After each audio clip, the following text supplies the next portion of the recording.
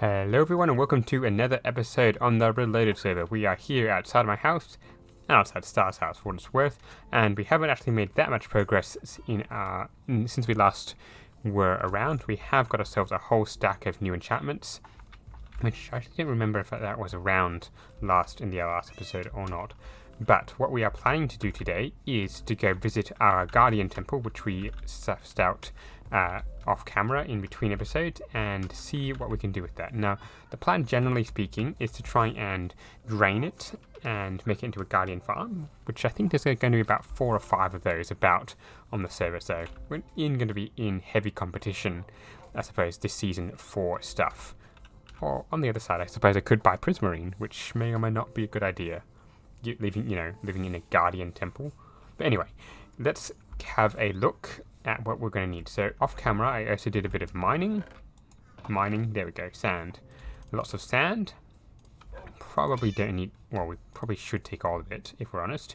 Probably don't need the axe, if I'm honest. But the pick would be good, and we'll take a potion of water breathing and of invisibility as well. I think those two will be necessary. Let's get rid of that as well. We'll have 1 of each, or 2 of each, and the sand we'll just have to cope. So let's grab a boat and head on our way to our Guardian farm. And there is our Guardian farm. I think I did suss out this ocean actually, and there's 1 Guardian temple out that way and another one out that way. So 1 to the north and 1. Is it 1 to the north and south? I think it is.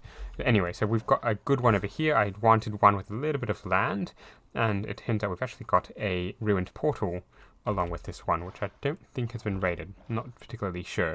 So what I do want to do is hop out and start measuring a little bit of space on each side, because I think it's already been raided for all its fun, which is a little bit unfortunate. And there's the Guardians. We need to back off a little bit. I'm not sure if Guardians can see you through invisibility with armor. Let me just check that. Alrighty, so it looks like after a little bit of research that Guardians will attack you if you have invisibility, if you have 1 piece of armor on. So I'm going to quickly check that, if I'm honest, because I am not entirely sure, but I do sort of believe it. So invisibility and water and let's pop straight in. And Guardian, where are the Guardians? Do they attack me? Yes, they do. That's going to be dangerous if I don't have armor on. There we go. It looks like I am swimming around. No, not a single one is attacking me. That is very good indeed. So, what I want to do here is mark out an area that I need to drain out, because I do want a reasonably large area. So, let's have a look. I actually should have my depth strider boots on, because that would actually make it easier to swim. And I was going to say I need to have my hat on so I can water breathe. And then I realized that I've got the thing anyway. And it's very good to get obsidian without even having to mine it. Didn't even mine it. Anyway, let's have a look. So, that's a little bit not the best landscape there, but that can be cleared pretty easily. Same over here. In fact, I could have a reasonably small area. I'm not entirely sure. I do want a pretty large area, but I'm not sure. So I'm going to quickly mark this out. What I do know is I don't want a square. Everyone else seems to be doing a square, so I'm going to want to do something a little bit different and make it a circle, I think. Kind of like what I had in one of my previous seasons on Bedrock. So let's have a look around and see what we can do. So I think I've measured out the distance between the 2 parts. Over there, I think we've got 841, and we've got 840 here, 920 there. So that should be, if I'm right, 80 blocks. So I just want an 80 block square, which is going to be quite a lot of sand, if I'm honest, quite a lot of work. But there's no time like the present to get started on it. So I think I'm going to start by marking out the circle for this and see how we go. I'm going to have to look at a circle generator and see how it goes, because I'm pretty sure that's 80 blocks across. Might need to do a bit of math, but definitely a circle generator. Let's get this on the road. Although, that said, I think I might need to go back and get some more invisibility potions, because I am just about out. I was going to do a quick time lapse to showcase me doing the outer circle, but I've just discovered something. I've got a 10 block gap between here and there, the outer wall there. But on the other side, if I just quickly swim around, and this is not going to be good because I am going to get killed. Come on, get me out of here quickly. Alright, there we go. Sorry for the silence there, but I needed to concentrate. Okay, let's see. Invisibility and water breathing. Let's get that on the road, in my body. So there we go. So as I was saying, we've got a 10 block gap on this side, but on the other side we've got 12, and I'm just going to quickly swim over there and show, without getting killed by guardians this time. It's a 12 block gap on this side, where between the outer wall over here and there. So I think I'm going to move the entire circle 1 block west. So that is going to require me to dig up everything I already have done, which thankfully I haven't done an entire time lapse of it, me doing it and then undoing it, so that actually works out. So unfortunately I'm going to have to mine all this and start over, but thankfully I've got a pretty good idea of how I want this to go now.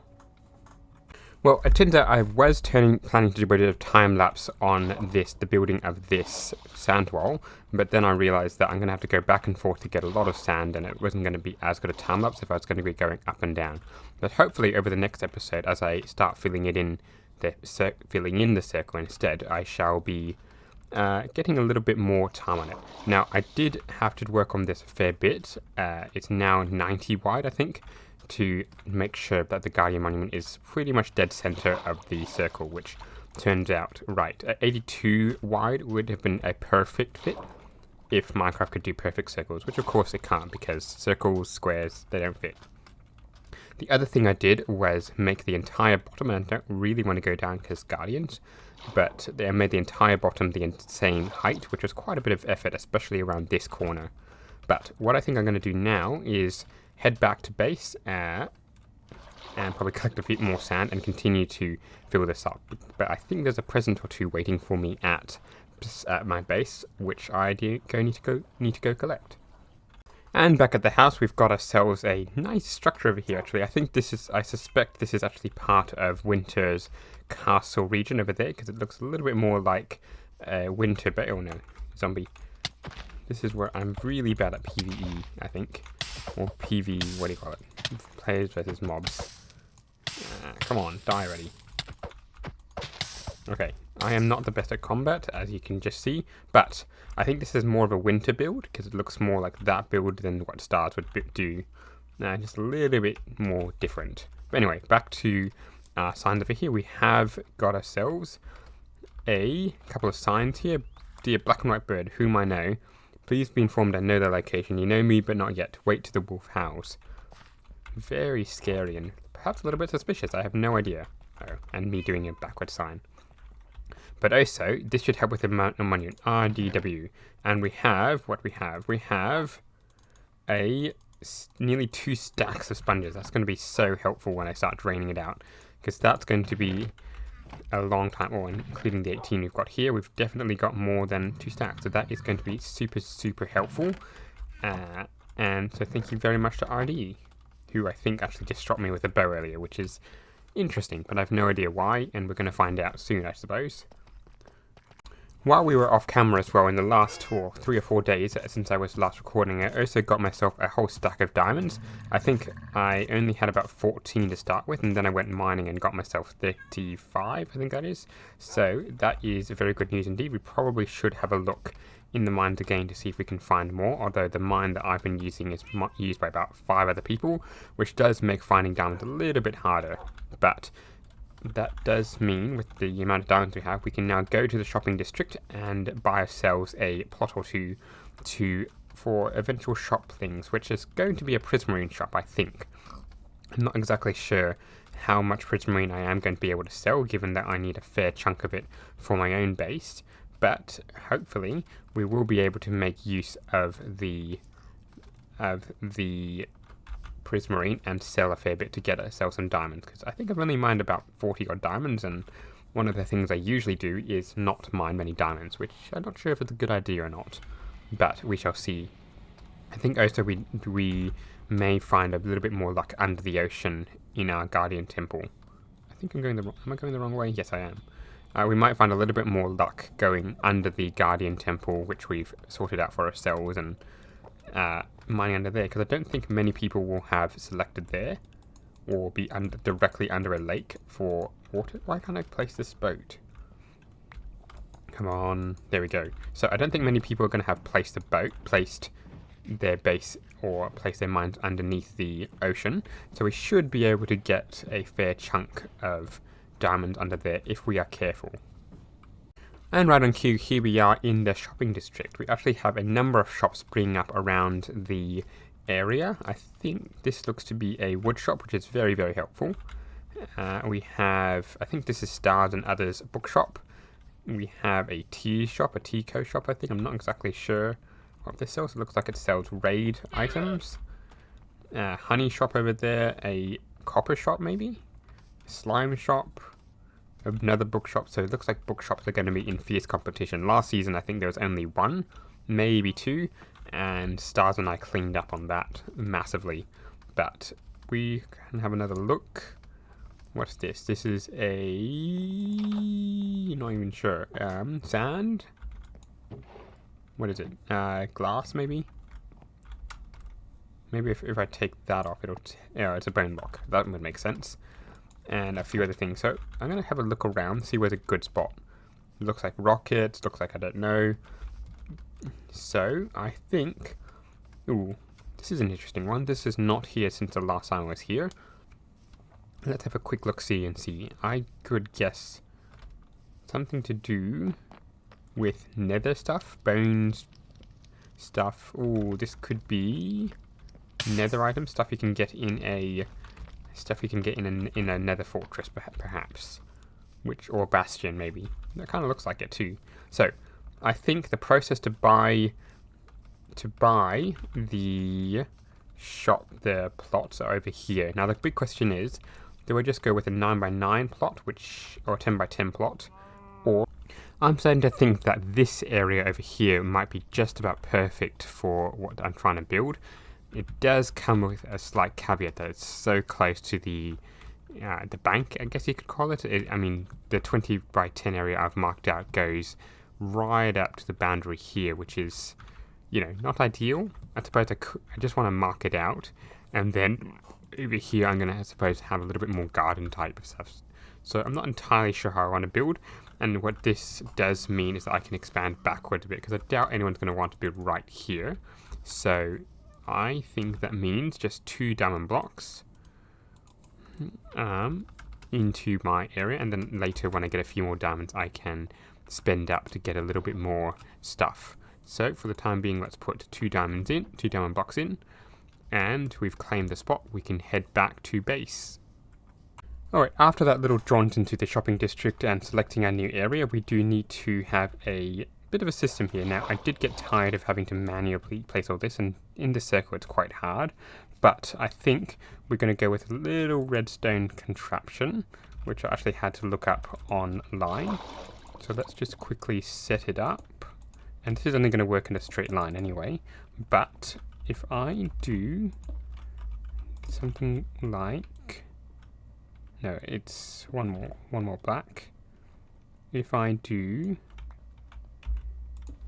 oh, come on, it needs to be like, okay, I am not good at this redstone thing, but if I do that, there we go, and then that, and then an observer facing that way, block, redstone repeater, and redstone, which I think needs to be in a dot. Then when I put a block here, oh yeah, that didn't work. Maybe it's like that one. then if I put a block there, maybe if I, yeah, it just needs to be adjusted slightly, but I think that's correct. And then of course when I put the sand there, it's just going to go down, and then all I have to do is just click here, and it should go all the way across, and that should hopefully decrease the time it takes to drain this thing. So what I think I'm going to do is I'm going to do this probably AFK or over the next little while and see how we go. And with that, I think I might call it a day for today's episode. So thank you very much for watching. We're going to see you in the next one, where hopefully we're going to have a lot of this drained and we can start work on getting the base underway, which is going to be quite complicated. I think I've still got a few plans in mind, but we shall have to see where that goes. Till then, see you then. Bye.